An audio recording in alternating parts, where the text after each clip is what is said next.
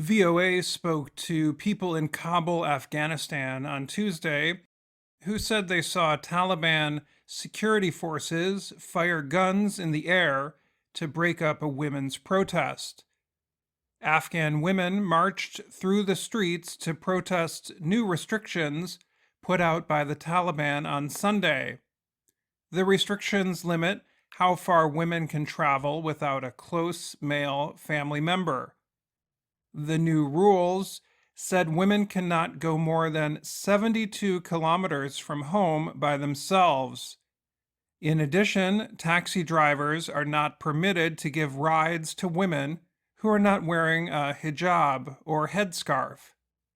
Sadiq Akif Mahajer is the spokesman for the Taliban's Ministry for the Promotion of Virtue and Prevention of Vice.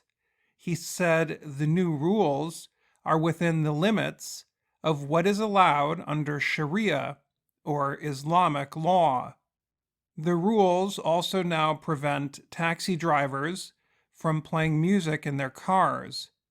It also asks them to grow facial hair and take time out to pray each day. On Tuesday, women walked together to the ministry holding signs that read, "We are tired of discrimination, and we are the voice of hungry people." Protesters demanded work, food, and education, and asked, "Why have you closed schools?" One protester, Hoda Kamush, told VOA that the security forces fired shots in the air as the women got closer to the ministry building and some tried to enter. During the previous Afghan government, the building was the home of the Women's Affairs Ministry. Kamush said the shots injured some protesters, but VOA could not verify her claim.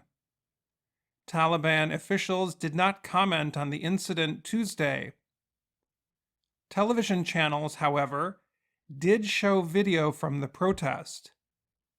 Since the Taliban took back Afghanistan after the United States military announced it would leave the country earlier this year, boys have been permitted to go to school.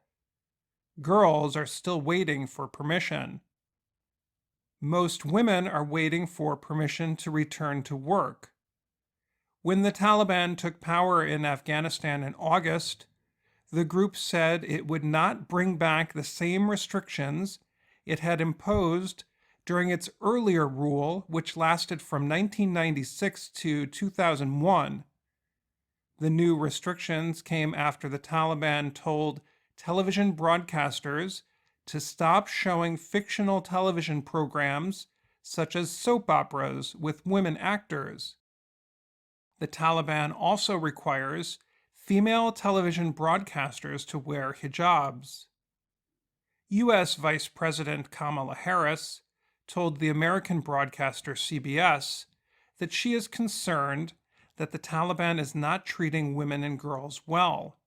In a conversation shown Sunday, she called it a big issue in any future diplomatic discussions with the group.